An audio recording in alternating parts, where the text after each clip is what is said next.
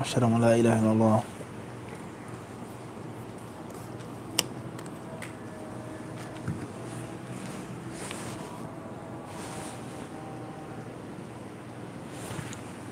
OA from Riyadh, KSA. Assalamu alaikum, Mufti. Is it a sin to download a PDF of the Islamic book, especially if you cannot afford it, or it's simply not available and you need it? Bismillah, alhamdulillah, wa salatu wa salam ala rasulillah. Question comes from Riyadh, KSA. Is there a sin in downloading a PDF of an Islamic book that you need? You can't afford the book, you can't find the book, etc. Is there a sin in that? It depends. If the book has been uploaded with the consent of the author, the knowledge and the consent of the author, he says, make my book free, Bismillah, I want the Muslims to benefit from it, then of course it's not a sin. Rather, it's desirable to download it because you're respecting the wishes of the author and you're giving him more good deeds. And the Prophet ﷺ has encouraged us to help our brothers out if we can. If you can help out your brother, then why not? The Prophet ﷺ says, "Man istata'a an yanfa'a akhahu falyaf'al." Help your brother out. Okay? And you can't be a believer until you love for your brother what you love for yourself. So just like you love to have more good deeds, love for the author to get more good deeds. As far as if there's strict copyright on a book, copyright infringements on the book, and the author explicitly says, I do not want or allow anyone to reproduce a copy of my book, download my book, photograph my book, photo scan my book, then that's a different story. Also, if it's not a legal free version copy of the book, and if you need the information, it's not the same if you don't need the information, where you can get it from somewhere else or ask someone. Nah. Also, obviously there's a difference between selling the PDF, printing it yourself, reprinting it, as many book companies do, or you're using it for your own personal use. And Allah knows best. Allah surely knows best. But I really don't think that the author or the printing house, the publisher, has that big of a problem of you using it for yourself or you reprinting it and selling it again. There's a word of a difference between the two. Even though they may have a problem with you having it yourself, but it's not the same. We spent thousands of dollars to print this book. The author says, I spent years writing this book, months, away from my wife and my children, becoming sick, not eating, not drinking, sitting in the chair for hours, researching, making this work. And then you take it and you sell it to someone else. That's horrible. That's not the same when someone benefited from themselves. Everyone understand this? Also, there's the concept of how long is the copyright for? How long does it exist? Some copyrights are for fixed periods of time. Or for what? Fixed periods of time in which the book is no longer what? Under that copyright. Everyone understand this or not? So it differs. There's a difference of opinion, yani. Al-Muhim, I don't think this issue is as bad as it was back in the day. Back in the day, before the electronic era, the era of the PDF, of the smartphone, of the tablet, obviously copyright infringements was far worse. Nowadays, it's a bit different, in which many people sell books online. Many people offer things for free, and they also sell it online. So there is no one answer to this question. And as a disclaimer, Abu Saeed, or as they say, FYI, anyone who doesn't like how we answer these questions, they say he's beating around the bush, why don't you give a clear, straight answer? Just answer the question for, God's sake. Why are you? And you don't have to watch Hadithdisciple or Mufti Q&A. And wallahi, we mean this. If you don't like the way we answer questions, Jazakallah khairan. May Allah bless you in both worlds. We don't what? You don't have to watch.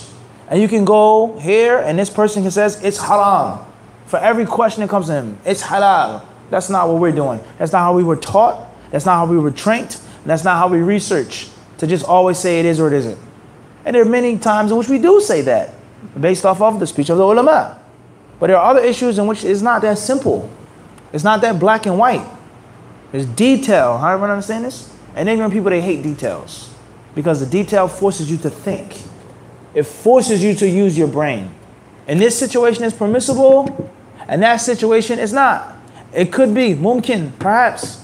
That requires brain power. An ignorant person doesn't want to what? Use his brain, nor does he like people to use their brains. Are we understand this or not? Another disclaimer, FYI, are the people who say, whether it's a comment or in a chat group or whoever, they say, oh, wow, when I ask a question, we see Mufti's face come up. Or Brother Muhammad, Brother Munir, Muhammad's face come up. Muhammad, right? So why not Sheikh Fulan or Sheikh Alan? Give the people the answer from the scholars. Or let the scholars answer the question. You're not a scholar. What did the brother say? He says the students of knowledge are tayammum. He said it's haram to make tayammum if you have water. He didn't say we go back to the students of knowledge for the speech of scholars. He says we do not go back to them at all unless we have no scholar. So we say, Jazakallahu khairan for your enlightening comment. If you want your question answered by a scholar, a real scholar, a true scholar, an actual scholar, tafaddal. No one is forcing you or coercing you to do what? Listen to us. Wallahi, we mean this. Ask Sheikh Fulan, go to Saudi Arabia or Egypt. If you can speak Arabic yourself or translator, tafaddal ya akhi. No one is forcing you to watch it. Everyone understand this? So this is for only a specific amount of people. And as we said for Hadithdisciple and Mufti Q&A or any other dawah channel that we do loud but unheard is what? Is only for what? Only built what? For a few people. It's not made for everybody. It's not an average dawah channel or YouTube channel. And if you don't like it, Jazakallah khairan. You can move on to another channel. There are thousands of YouTube sheikhs and YouTubers out there that you can listen to. Everyone understand this? Khairan inshallah. So with that being said, there is no absolute answer. Sometimes a book is scanned illegally. Sometimes it's scanned with the permission and consent of the author. Sometimes the copyright is outdated. Like certain books on Google are like that. It depends. It what? It depends. What's important is that the PDF world is a whole long world today. There's so many books that you can find online, PDF, Islamic books. If this to say that it's haram, you can't do it. You have to contact the author. You have to contact the publishing house, etc. That's a clear difficulty. And Allah knows best. Fadl Abdul Qawi. I have a question. I think there's, I've read across an issue where some people are saying some things in the Quran are supposed to be taken in a sense where it's figurative. For instance, like Prophet Yunus was never inside the belly of the dog. So if people making statements like that, are they making kufr? And what is the rebuttal to these people's statements that some things in the Quran are not supposed to be taken verbatim? Clear. They actually didn't really happen. Clear. You're supposed to just kind of get the spiritual feeling. The spiritual feeling of the story, but like the Prophet Yunus was never inside the belly of the dog. Wireless. It's digital and then there's what? Analog. Wi-Fi, there's no wire. High-speed charger, no cord, right? Tayyib. Jazakallah khairan. The question comes from a Hajj Abdul Qawi. May Allah bless him, accept his Hajj, purify his sins. And may Allah allow him to see, inshallah, that his Hajj, may Allah allow him, without saying, inshallah, we don't say inshallah when we make dua. May Allah allow him to have a Hajj Mabrur and to benefit from that Hajj immediately, starting from, With that being said, those who say that there are certain things in the Quran which are not literal, rather they're figurative. They aren't physical, they're metaphysical. It's not real, verbatim, etc. But it's just something that's metaphoric or something that's, metaphysical, something that's symbolic, but it's not really, what it says. Such as Prophet Jonah, Yunus alayhi salam, was never really in the belly of the whale. Rather, that means the shaitan overcame him and he forgot about Allah's dhikr and he was in darkness of spirit and self until enlightenment came to him and he caught out in the darkness of himself, but he was never actually in the belly of the great whale. How do we make a rebuttal against this statement? Is this kufr akbar for someone who says this, etc.? At the end of the day, Shaykh al-Islam ibn Taymiyyah rahimahullah ta'ala, he says, أكثر خلاف العقلاء. He says most of the difference of opinion among intellectuals and human beings is in the wording. Language is a major issue. How a person speaks, what a person says. Do they mean it? I really don't mean it. It's literal, it's physical, poetry, etc. Differences. And that's in one language, let alone Arabic to English. Arabic to French, Arabic to Latin, Arabic to German, Arabic to Farsi, Arabic to, etc. Tamil or whatever language a person speaks. Everybody understand this or not? So oftentimes, there are issues that are linguistic or language issues. And there lies no doubt that the Arabic language is a fluid language. It's a deep and profound language. The Arabic language is not a crude language. There are things which are clear, frank, right to the point. There are things which are symbolic, which are metaphysical. There may be certain instances, قد يكون, there may be things which are figurative, majaz, quote unquote. No one's saying, أنا أثبت المجاز. So that's a very long discussion. Is there majaz in the Quran? Is there majaz in the Lugha al-Arabiya? The strongest argument you're going to find on this, without a question, is Shaykhain, Ibn Taymiyyah and Ibn Qayyim. Say whatever you want. All of the ulama, no one said there's majaz in the Quran. Ibn Taymiyyah and Ibn Qayyim's argument alone is enough to prove that. But that's a different discussion for the Tulab al-Ilm. Al-Muhim, what I mean by something that could be figurative, it doesn't mean that we distort Allah's book. It does not mean that we give figurative interpretation and say it's majaz. Allah's hand is above their hand, meaning His power. Nah, that's not what we're talking about. We're talking about the concept of the depth of a lugha. The depth of what? Of a language. The depth of the Quran and the Quranic style. There lies no doubt that there are ins and outs. But to say that Allah says something, and it really means something else, or it's figurative, or it's metaphysical because of the Arabic language that's not crude, that is deep, that's profound, etc. That has to be established. That has to be proven scientifically. And if it is established and proven, there has to be a reason. Why can it not be literal? Why can't it be physical? Why does it have to be figurative? What's the problem with Yunus being in the belly of the whale? Is it impossible? What's the mushkila? What's the problem? Allah says that His hand is above the hands of the believers. It's impossible.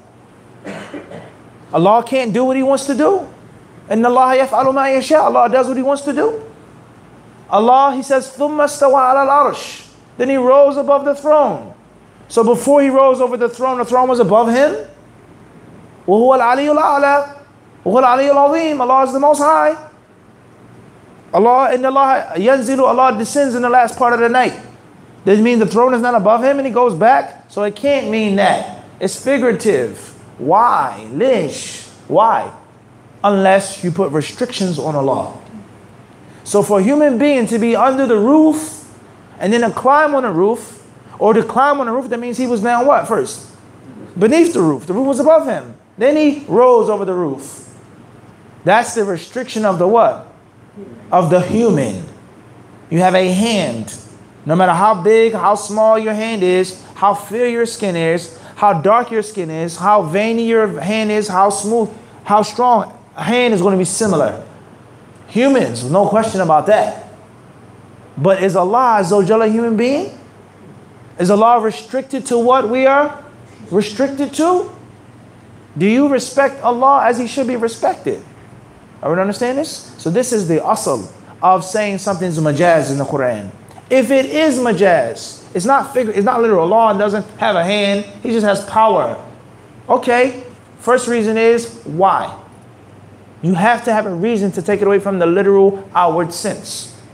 And if you have a reason, there's a problem in this hadith, there's a problem with this ayah and that ayah, like we said, Ibn Abbas narration, then there has to be proven what? Scientifically. There has to be another verse in the Quran, another hadith, another rule that's agreed upon of the ulama, major science from the Arabic to prove that this is not what it literally what? States. So Yunus alayhi salatu wasalam, what was impossible about him being in the belly of the whale? What was impossible about it? Scientifically. Is it impossible to live in a whale's belly or to be in a whale's belly? Could you not become swallowed by a whale? You can't breathe in the whale's belly? How long can you live in a place with low light, low oxygen? Have you ever been inside of a whale's belly? How do you know what it's like inside? Let alone the fact that if Allah tells you about it, how can you say it's impossible? Everyone understand this or not? Everybody clear on this or not? Everybody clear?